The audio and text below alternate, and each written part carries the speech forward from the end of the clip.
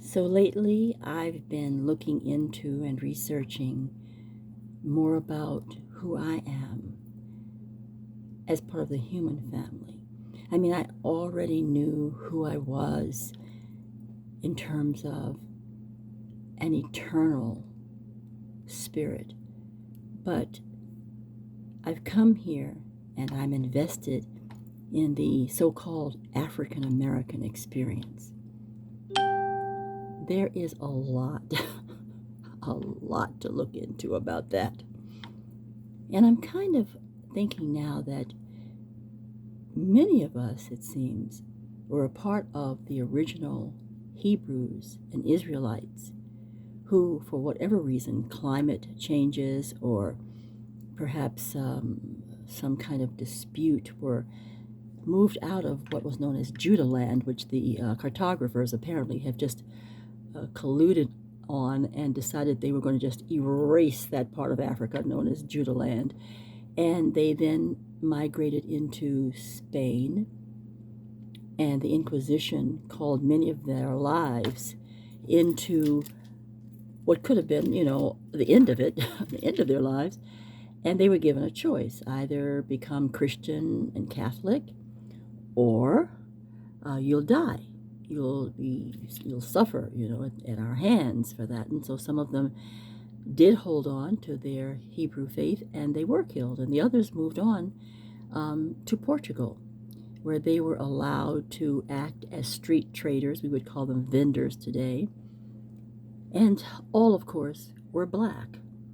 And this is what is really interesting, because from there, once Portugal decided that maybe just a little bit, maybe too many of you all here, So what they did was they shipped them, many ships, they shipped them from Portugal to West Africa.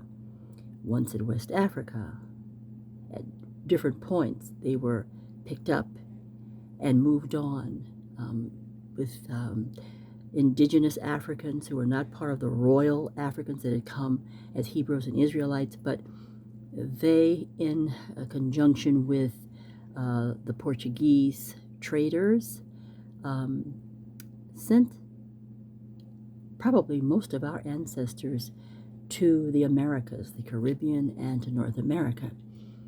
No wonder they did not want them to talk with each other, nor to read or write. Many, I didn't know this until recently, but many Africans were writing in Hebrew even into the 1700s, mid and late, whereas the other so-called Israelites, or what I would call would be people who converted. That's really what I was looking for, people who converted, and they who contend they are the only, Hebrews and Israelites, which of course they are wrong, and they're beginning now to say that they are wrong. But the point is that they also were slave traders, and of course we went into North America, where there were many people who were of European descent who knew precisely who these people were. Some of them had stopped off in Europe and become the royals, the heads of royal families. You can tell that if you look at the various pictures and images of the crest, family crest of Europeans. You will see a very black person sitting there with a crown on their heads. Now, before this, they were telling us, oh, no, no, no, no, don't worry about that. Those are our slaves. Well, you tell me, who would put a slave in a crown above themselves?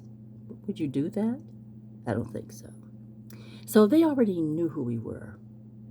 So we're going to talk more about all of this and what all of the supposed papers from the Pentagon that have now become available.